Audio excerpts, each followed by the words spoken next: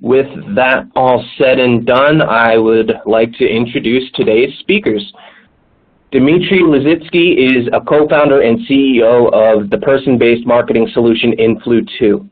He's a serial entrepreneur with 20 years of hands-on experience in online marketing and advertising, with focus on personalized targeting and efficient marketing spend.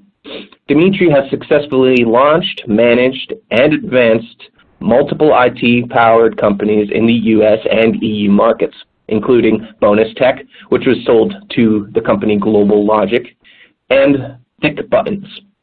Prior to Influ2, Dmitry was the global head of delivery and services at Get. Merav Karen is a marketing director at Cato Networks, the only solution with a cloud-native convergence of networking and security. Merav has more than 10 years of strategic digital marketing experience with a proven track record in delivering digital marketing within international B2B organizations. In her current role at Cato Networks, she is responsible for executing the global digital strategy and driving engagement with customers. Merav holds an MBA and a BA in philosophy. Without further ado, I am going to pass things over to you, Dmitry. Go ahead and take it away.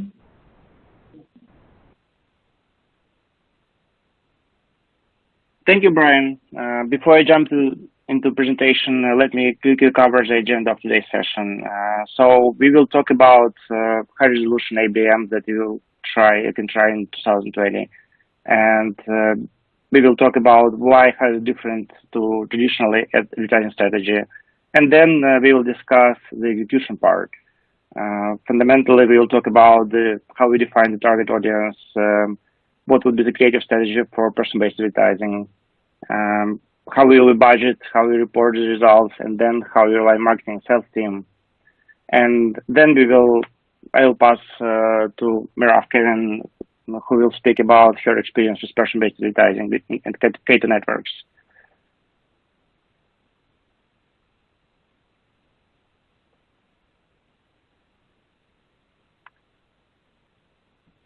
So when we think about traditional B2B advertising strategy, basically many companies use the same blueprint when you want to buy some relevant traffic. You optimize your landing pages to get as many leads as possible from this traffic, and then you launch your nurturing campaigns and pass it to sales development teams. And whatever traffic is not converting, you just pass this, you just write it off as brand awareness. And well, this is kind of standard traditional B2B advertising strategy that we see with many of our clients today.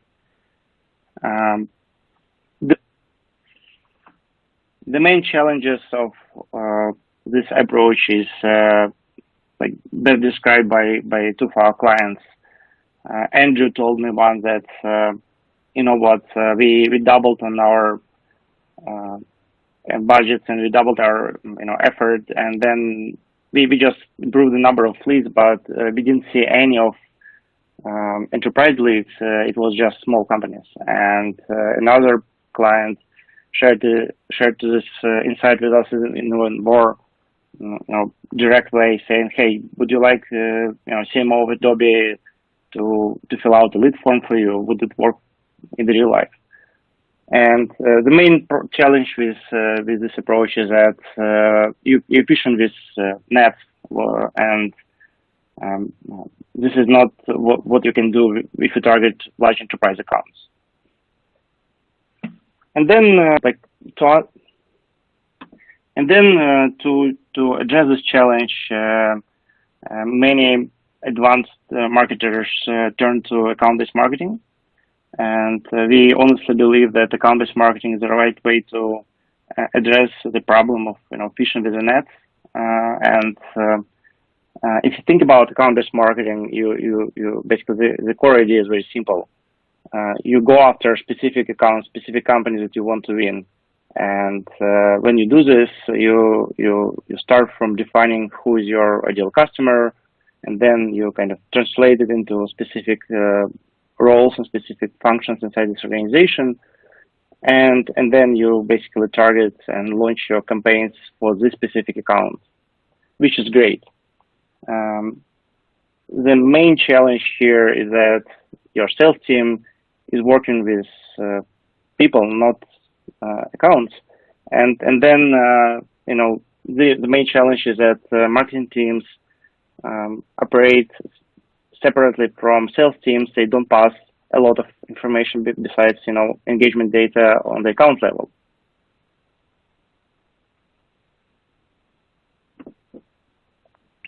When you talk about person-based advertising, the main idea behind it is very simple. You target specific people, not just companies, not just accounts. And then the second very crucial element of person-based advertising is the idea of if we can track the interests of every person. So in traditional advertising approach, you just know people who manage to fill out lead forms, and you really think about 1 out of 10 people that are interested can actually fill out the lead form, and basically then you can identify them, and then you can pass them to salespeople. In person-based advertising, every interested person becomes a lead for you, and there are a lot of people who are coming to your website, reading the content, interested, but they don't reveal themselves. And basically, person-based advertising helps you to reveal this kind of opportunities. So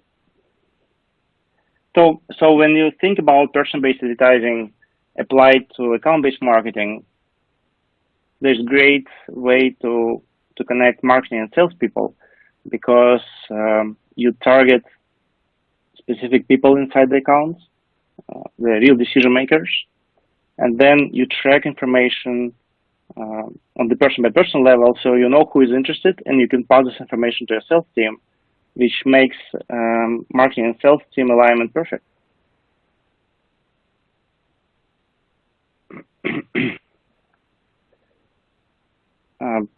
So now we will talk about the blueprint of a person-based advertising strategy, how you define, how you create, how you budget, how you measure, and then how you leverage this strategy in 2020.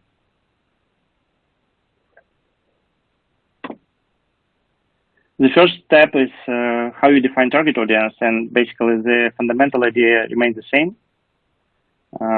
You have your ideal customer profile, which basically connected to your business strategy, and you can rely on the same concept. But then when you execute on this and try to transform your ideal customer profile into a specific target audience, you do differently when you apply different strategies. So when you think about traditional B2B advertising, you try to define your target audience the way you define social demographic profiles of people you want to target, and that's kind of very broad definition. In account-based marketing, when you transform your ideal customer profile into a specific audience, you think about accounts. You think about specific companies that are relevant for you and you want to target. And then when you apply high resolution ABM person-based advertising, you basically think about specific decision makers inside those accounts. You still define accounts you want to target, but then inside this account, you ask yourself, who exactly makes the decision inside the specific company that should see your ads and where should respond to your advertising effort.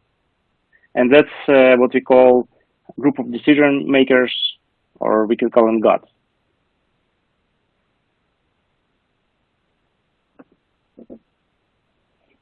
So when you think about target audience on the executional level, you basically start from the same idea of prioritization of your accounts, and then you can use known intent data companies as a data source for this. So you can use TechTarget or Bambora or any other intent data provider to help you choose the accounts you want to target, or you can just ask your salespeople. That sometimes it's the best source of intent data information. And when you think about specific people, again, there are plenty of companies that provide information about target target people that you can connect to the target accounts, and based on the persona that you define, you can know exactly who makes this or that decisions inside this or that organization. So this is how you define your target audience when you think about high resolution account-based marketing.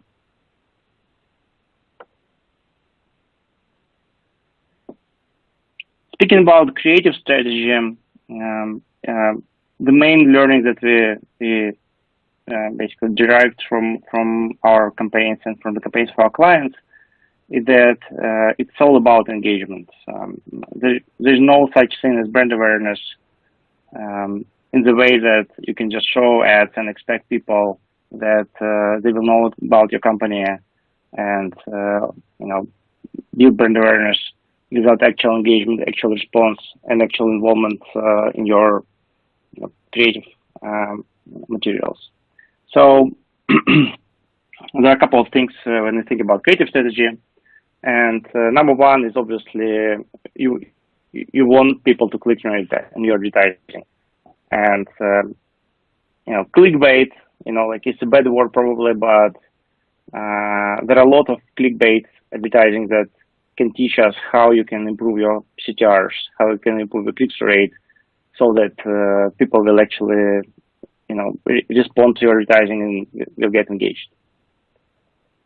Second, obviously you want to serve ungated content because in person-based advertising, every person who visits your landing page, so there's no need to push people to fill out lead forms again, just to explain who is this person. You just know exactly at the moment when the person visits your landing page.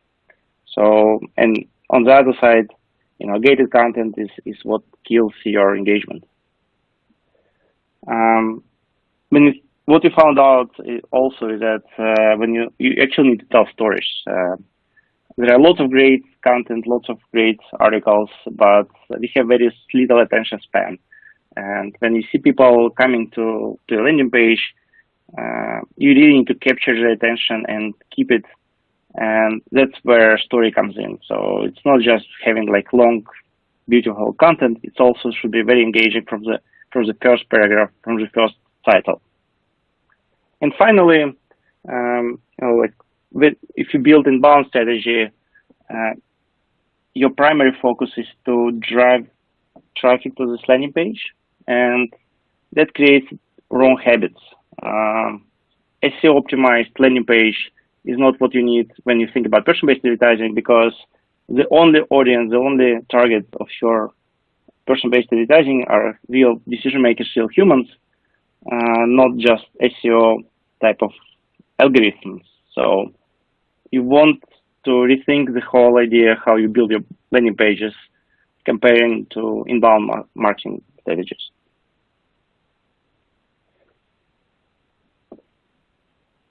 When it comes to budgeting, you can actually reverse. So the funnel remains to be present when you think about account-based marketing as well. So here are the numbers that we had from our sales pipeline, and you see that the conversion rates, there is some conversion rate on every stage of the funnel.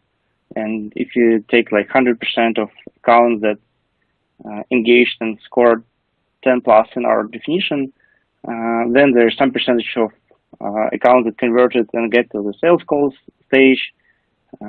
There's some percentage of them that went to onboarding stage, and some of them that became our clients. So this is our real data from the last year. So when you think about how much to budget and what results to expect, there's a very simple way to do it. Is you can actually reverse engineer and start from the number of clients you want to get, and then obviously you need to adjust it for sales cycle, and then you can go back and come up with the idea of how many accounts you want to get to 10 plus in order to convert them into real clients. So basically, this is kind of reverse engineer funnel that will help you to budget your strategy for 2020.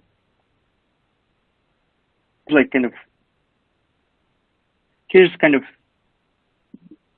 complex chart that basically can serve as a blueprint for budgeting, and we can actually share this file. We'll share it with a webinar. Basically, the idea is very simple. So, in order to get a specific number of MQAs and MQLs, you need to have some sizable target audience and some specific budget allocated to execute on this. And it all comes together in a very predictable way. So you can actually plan to have specific number of marketing qualified accounts and marketing qualified leads across the year, and then build your strategy from there. And we can actually help you building this out. A couple of things when you think about budgeting is obviously brand awareness builds up over time. So most of the leads will not come on the first months of your person-based advertising campaign, and like there's like repetitive visitors, repetitive engagements that give you real quality leads and quality account engagements. So it takes time to build it up. Second is MQLs. We do not defer MQL as a term for account-based marketing, because fundamentally marketing qualified lead means that you have somebody inside the account who is interested to talk to your sales team, or who is engaged with your content. And having one person means that you can expand it and cover more people, and then the whole account can become qualified. So basically, MQL is a leading factor to MQAs. And then you optimize around click-through rate, and obviously this is a gate to big engagement volumes. And then cost per MQL becomes much lower when you think about person-based advertising, because obviously we capture interest of all people, not just those who fill out lead forms. So you can expect a much bigger volume of marketing qualified leads and marketing qualified accounts versus traditional demand generation strategies.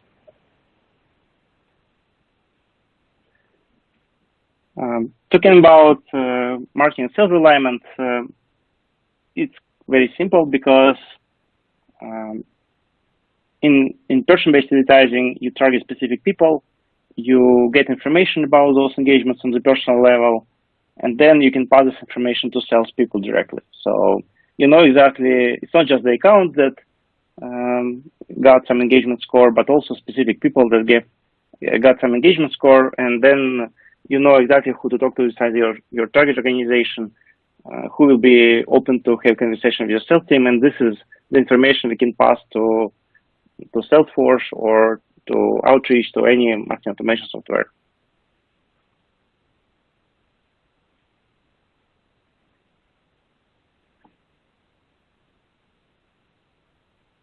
And the second element of marketing and sales alignment is the fact that because we track impressions and clicks and engagement on the person-by-person level, we can provide this information to your sales team, and then this is it's absolutely useful information for them, because they know what was interesting for this person, what content this person engaged with, and this is a very good starting point to send a meaningful email or have a conversation around this topic.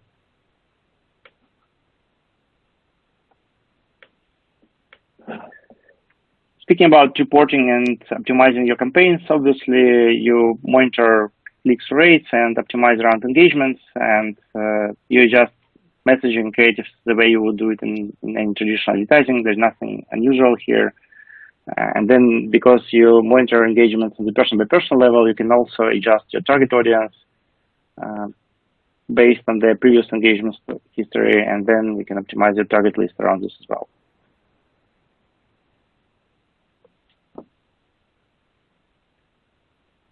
With this, I pass the presentation to Mirav, who will speak about her experience with person-based advertising and how she applies this for Cato networks. Mirav, the floor is yours. Thank you, Dmitry. Hi, thank you so much, everybody, for having me here today. I'm going to share our own insights from using Influ2 for the past almost, a little over actually, 6 months.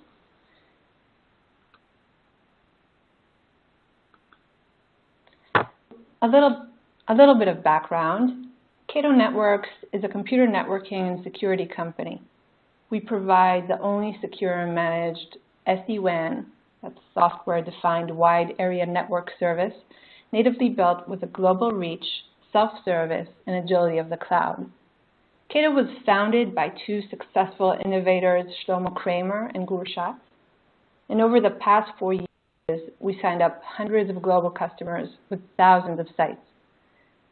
We've been, as you can see, experiencing tremendous growth, which is exciting, and also means that our goals are growing as well. As a marketer at Cato, I'm in charge of driving engagement and demand from potential customers. And when we started working with Influ2, there were a few specific challenges that stood ahead of us.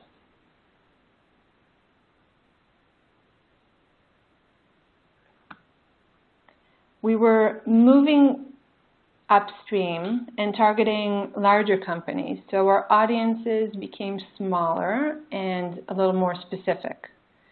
We also had limited resources, which I think is always the case, but for us specifically, it wasn't just about the budget being limited, but also about the bandwidth of the team members. We're a small team, and we couldn't just table everything else that we were doing and focus all of our efforts on one new channel.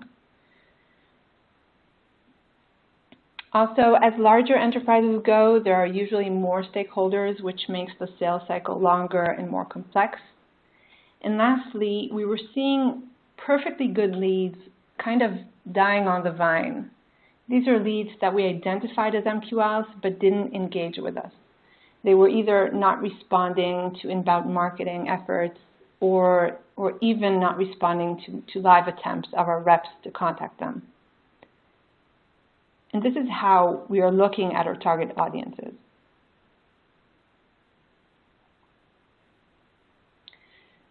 So in this diagram, I wanted to show how we are applying a mix of account-based marketing and intent marketing in our overall strategy.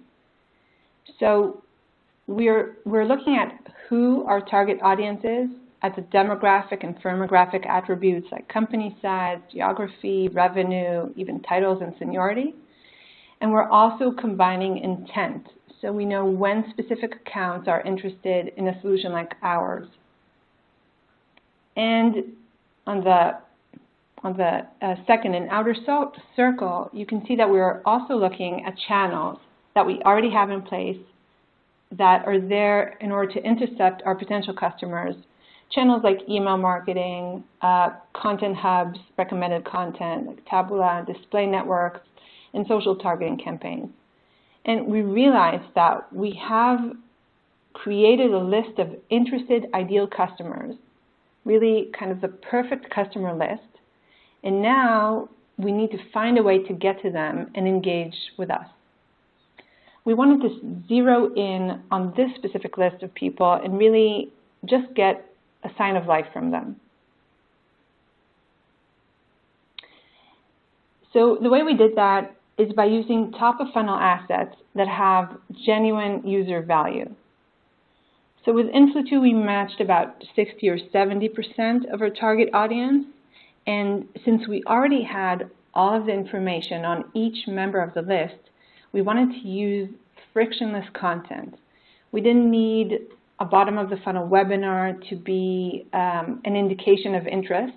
And we also didn't need a long form with plenty of fields to fill out because the data was already there.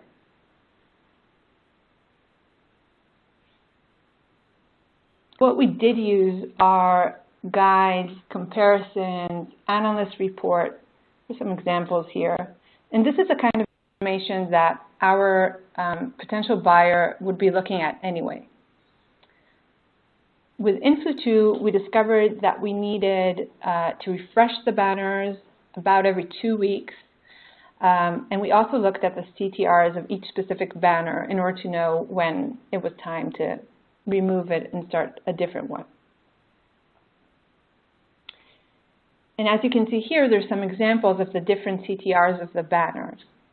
I'll just say that the exposure factor of the creative is important. So sometimes we change the color scheme and only did just a light rewording or rephrasing of the same creative, and we saw great results again.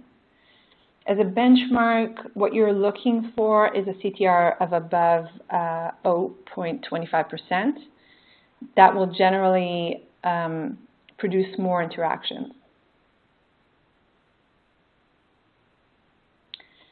I wanted to talk a little bit about the results that we saw within Flu2, and I'll show a couple of lead journeys that I think are interesting. So in this case, this is a strategic account in our ABM segment. It's a large manufacturing company in the US, and we had an intent signal from this account back in February 2019. Since it was a strategic account for us, we added that account to our Influ2 campaign on April 2019. And over the course of a month, we managed to show 374 impressions to 5 relevant employees in that account.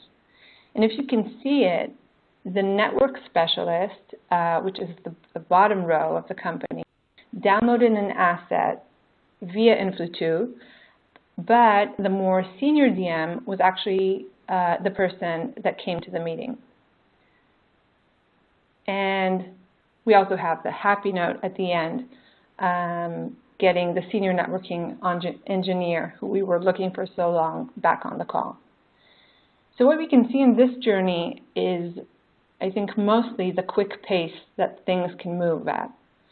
We see a conversion from MQL to QSL and to an opportunity within 3 months. So that's very quick in our industry.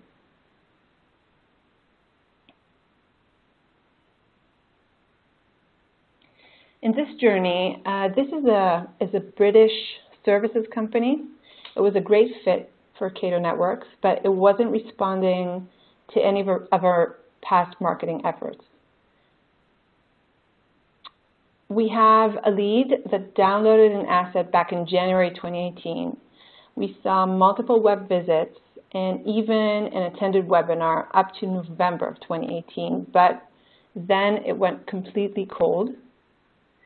And some evidence here, as you can, this is from Salesforce, some desperate attempts of our reps to reach the person, and there's no answer, no answer, no answer. So on April 2019, the account was added to Influ2 campaign, and 317 impressions later, we saw some very meaningful interactions and this successful note from our sales rep, getting the prospect back and turning the account into an opportunity. In this case, I wanted to show a seemingly inactive prospect that can come back to you through this channel. If you're looking at specific prospects within Influ2 platform, this is, let me just show you.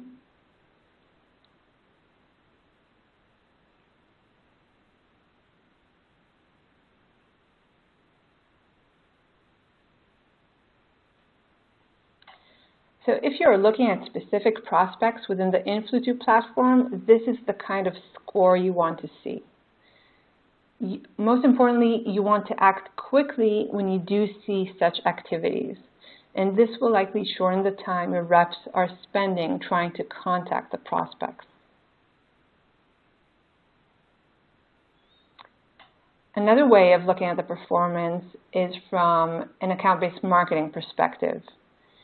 And as I've shown before, getting a few relevant people from the same company can be very valuable, because even if the decision maker is not the one downloading the asset itself, it could eventually create the interest and bring him to the table to discuss your solution.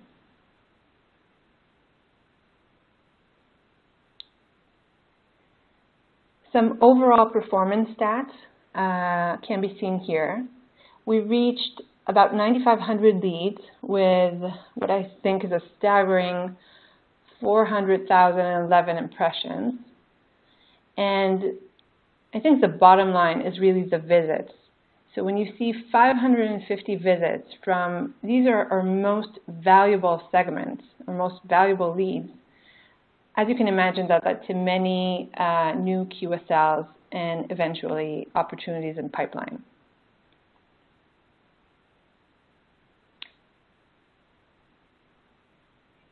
Some key takeaways.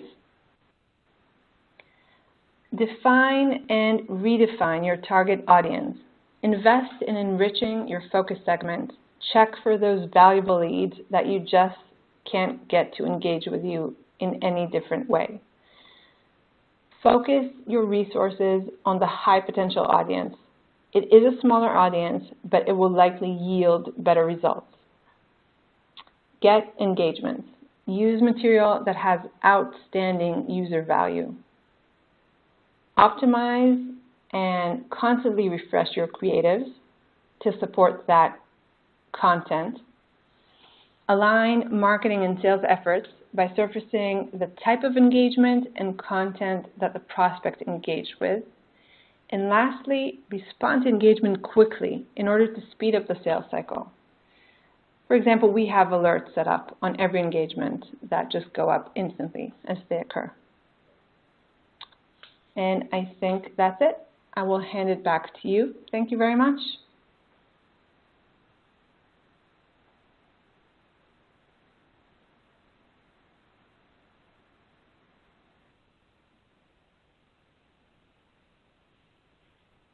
Merav, thank you so much for your presentation. I think it is a very inspiring case of application of person-based advertising to the real-life situation. And hopefully it will inspire other companies to try it out in 2020. And we will be happy to answer questions in the coming Q&A session. Thank you so much.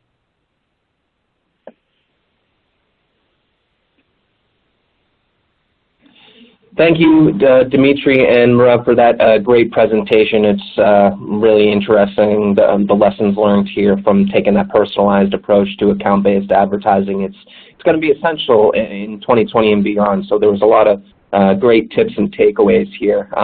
We have a lot of great questions coming in for the Q&A, but before we get to them, here's another friendly reminder for folks on the line to please take our short survey and share your thoughts and feedback with us. This survey is going to help us create better content and digital events for you in the future. So please share your thoughts with us. With that, let's jump right into these questions here. First question I have here is from Stacy. Stacy asks, how do you suggest teams start trying to create their quote-unquote God audiences with limited time, resources, and manpower? Do either of you, Dimitri or Merav, have any further tips to this step in the process? Sure.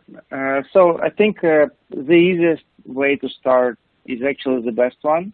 And actually you can see it from the case that Merav presented, is when you target people that are already in your pipeline, and these are the accounts or specific people that your sales team is already talking to, and by running a campaign against those targets, you will provide immediate results and immediate help to your sales team with zero effort invested into collecting the information, because it's already there, it's already inside your CRM software. And we can just connect to pull it out from there and run the campaign targeting these people. Good suggestion. Merav, do you have anything to add there? Well, I really like the God list terminology. I'm going to use that one. I think Dimitri is absolutely right. I would add to that another kind of low-hanging fruit is looking at leads that seem to fit your MQL criteria, but are just not responding in any way take a piece of that segment and try engaging with Influ2. Sometimes people just don't respond to email marketing, for example, but they will respond if they see something on social. Good points there. The next question I have here is from Anthony, and it sounds like it's directed specifically at Dimitri here.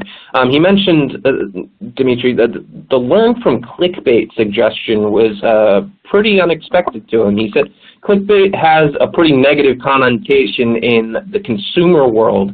So how do you believe B2B marketers should be looking at this type of approach to, educating themselves about, ad content creation, that sort of thing, CTAs, and that sort of stuff? Well, I think making a real clickbait that has this negative feeling for B2B is almost impossible or extremely hard.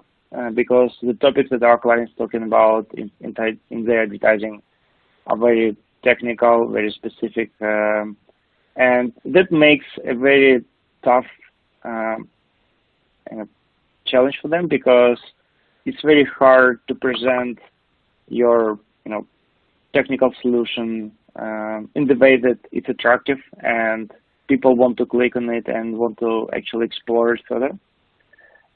So actually, with this idea, I urge marketers to step outside of their comfort zone of making, very nice, pleasing advertising that gives you 0.01% CTR. Because what really happens with this type of advertising is that it's nice, it's easy to get approved by your management, no one will get annoyed, but then it largely gets unnoticed by your target audience. So you have to step out of your comfort zone, try to make it appealing, try to make it exciting for a target audience. And by the way, it's not that hard, because we serve these ads to specific people that are interested in your topics. So just make it nicer, make it more exciting, more engaging, and CTR goes immediately up. So I think there are lots of things to learn from clickbait.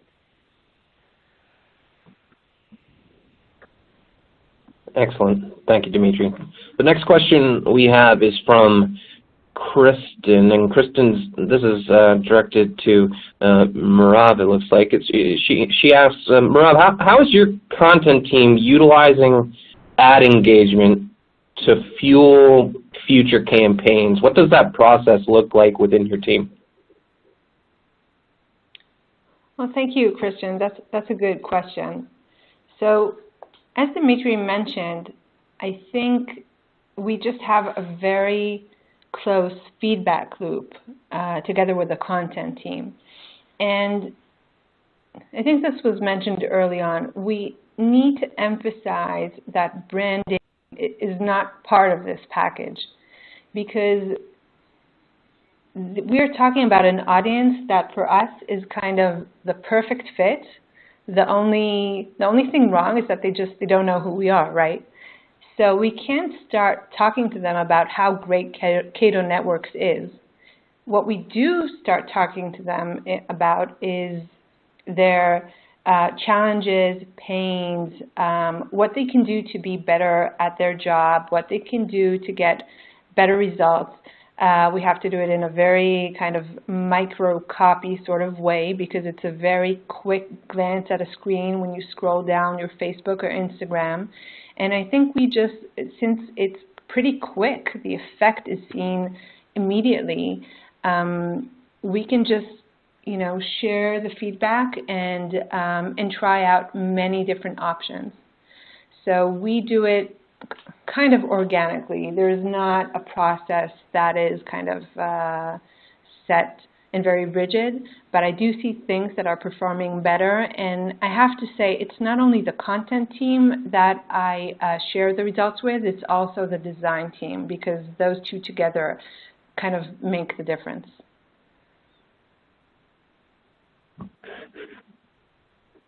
Excellent. Great. Good insights there.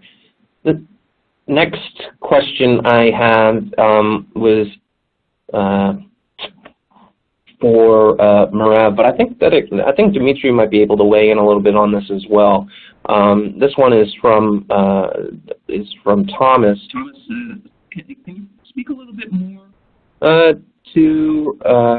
about how your team is aligning with sales through data flow between both departments? Can you speak a little bit more to like what that data flow looks like, how soon the teams have access to this data, how, from a timing perspective, how instantaneous it is, that sort of thing?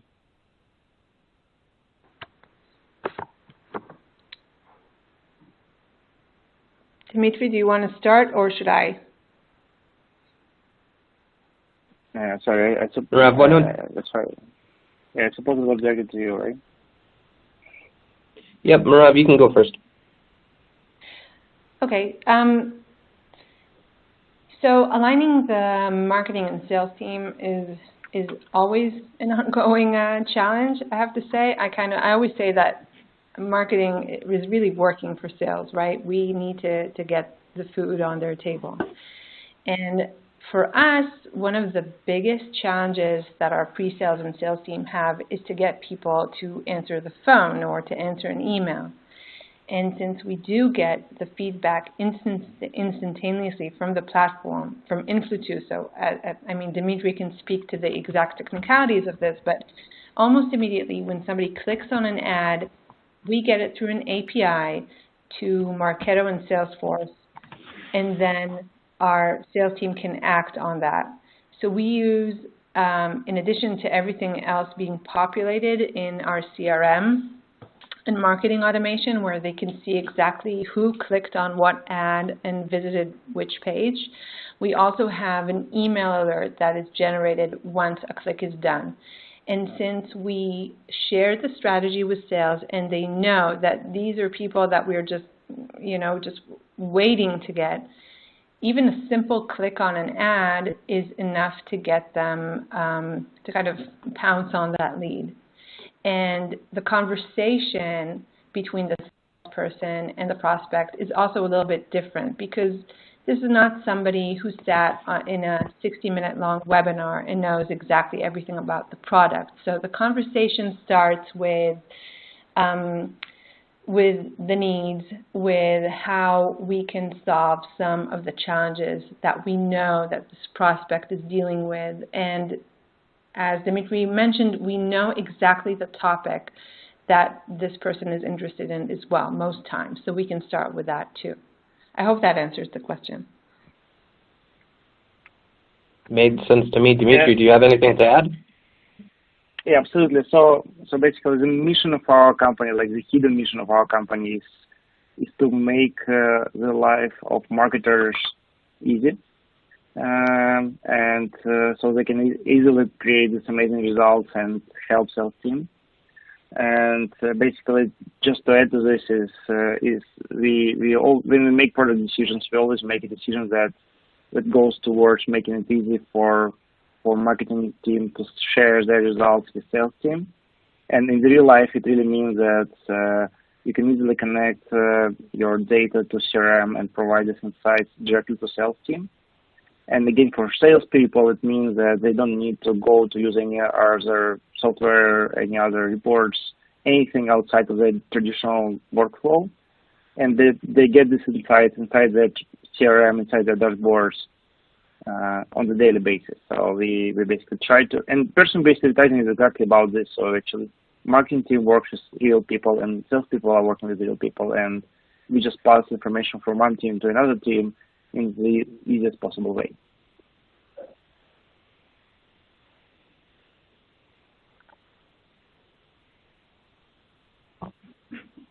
Excellent, excellent. Thanks for that.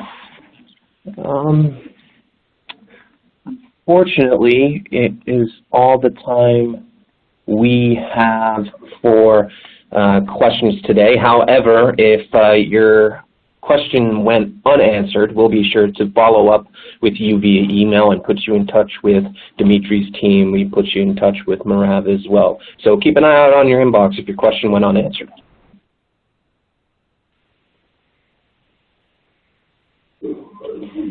Thanks again to Dimitri and Marav for such a great presentation, and thank you all for attending today's session. A lot of great insights were shared, and hope you all learned a lot.